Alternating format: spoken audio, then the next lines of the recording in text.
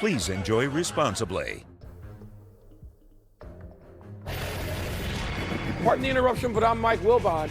Canadian police are on the lookout for two dudes who stole expensive sets of Legos from a store in British Columbia. I'm Tony Kornheiser. But you know what was more expensive? What? Our flights there and back. Yeah. Why did we do that? Oh, you paid for your flight? Oh. Yeah. But I'm not, I'll be honest, I'm not a Lego guy. No, I never was. I'm not either. No, never held a Lego, never bought one for my kid. I don't get it. I don't get the whole fascination with Legos. Sorry. My grandsons are starting in with Legos. Okay. They are, but I don't really understand it. Welcome to PTI, boys and girls. In today's episode, Giannis is out. The ACC wants two teams in the playoff, and Booger McFarland joins us for 5 good minutes. But we begin today with tonight's Thursday night game, a real good one between the Dallas Cowboys and the Detroit Lions. Both teams are out of the playoffs right now and need this game. The Cowboys are 6-5-1. They've won 3 in a row. The Lions are 7-5. They've lost 4 of their last 7 games. Wilbon, which team needs this one more? Cowboys. I know I answered quickly and seemingly definitively because the Cowboys have to come close to running the table.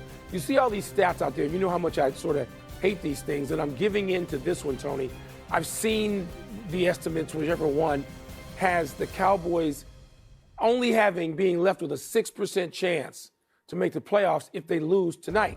6%, come on now. And they got still a couple of tough games. I know the Commanders don't maybe look that tough, but the Commanders are playing. You know, they proved that to Denver the other night. So I think the Cowboys have to win. I don't think they're going to win.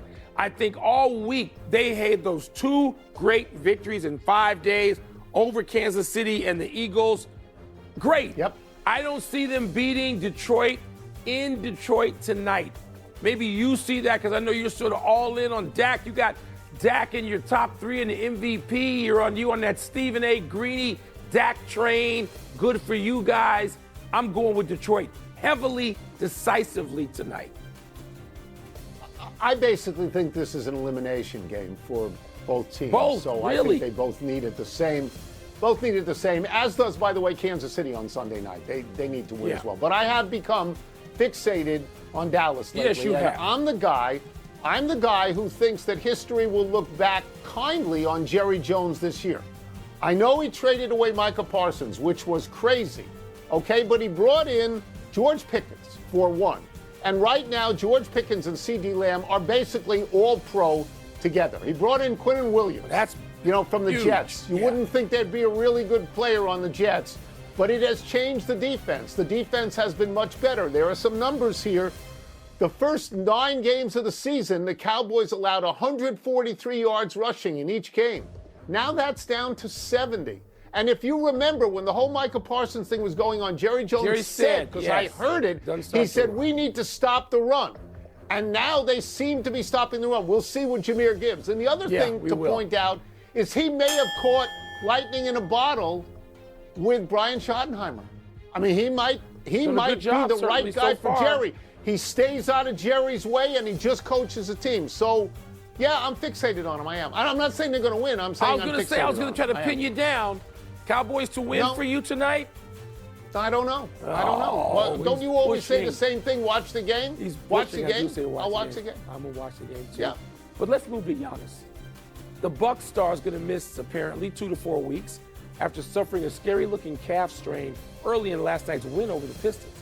It happened just hours after ESPN reported that Giannis and his agent have spoken to the Bucs about potentially leaving town, a report Doc Rivers downplayed. Tony, if Giannis is hurt and restless, where does that leave the Bucs and their star? It leaves Milwaukee now in trouble, and it leaves Giannis in Milwaukee because nobody is going to trade for him while he is hurt. All right, let me give you some numbers here to pay attention to. The Bucs this year are 1-5 when Giannis doesn't play at all in the game. All right, when he is on the court, they actually have the best offense in the entire NBA. And when he is off the court, that falls to third from last. So don't tell me that last night after he got hurt, they beat the Pistons.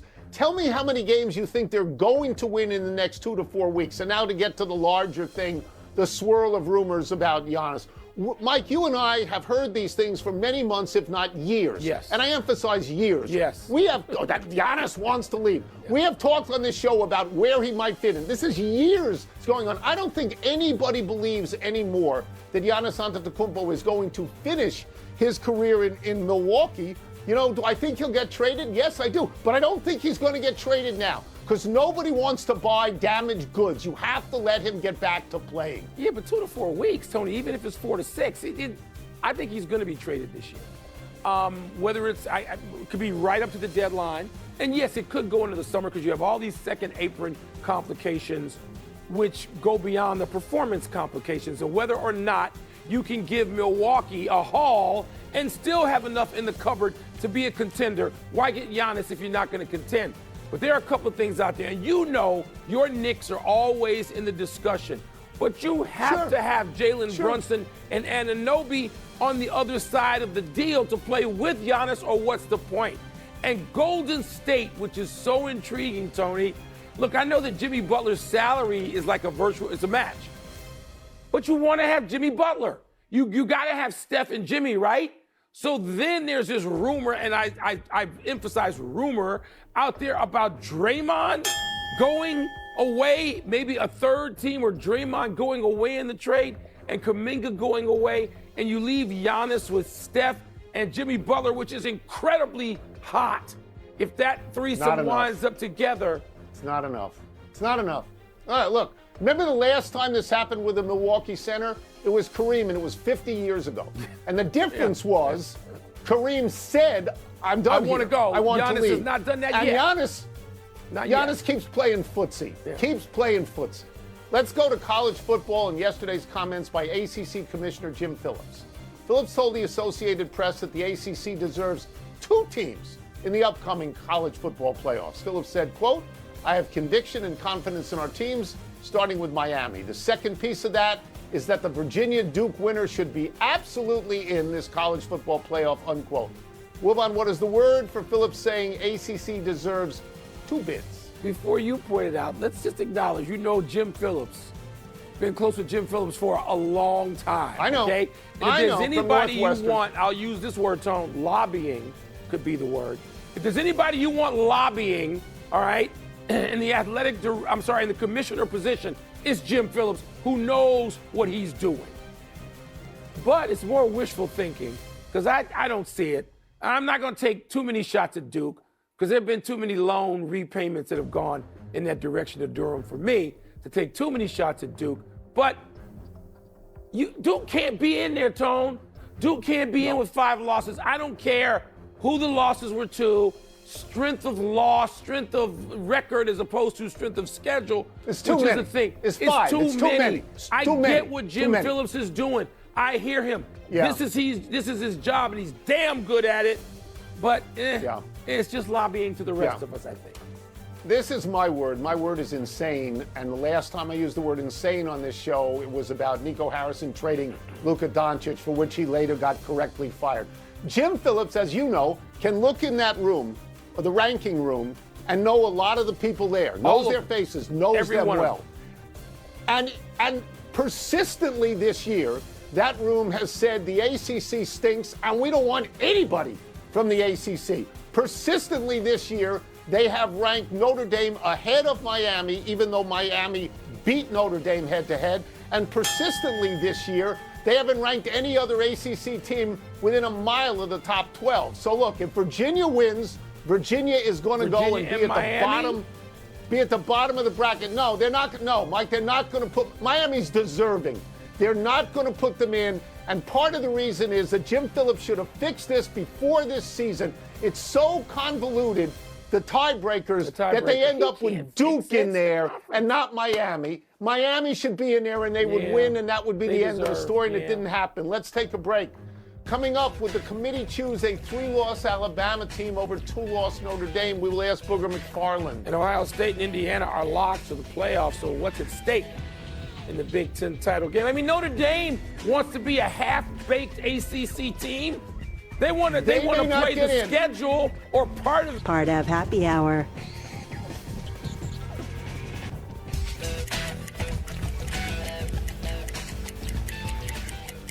We are headed into conference championship game weekend, which makes it a perfect time to visit with our great friend, ESPN NFL and college football analyst Booger McFarland. And we start with this. Let's start with the SEC title game between Georgia and Alabama. I think the committee moved Alabama ahead of Notre Dame to set up allowing Alabama to get into the playoffs as a 3-loss team over 2-loss Notre Dame. That is my feeling. What is your feeling?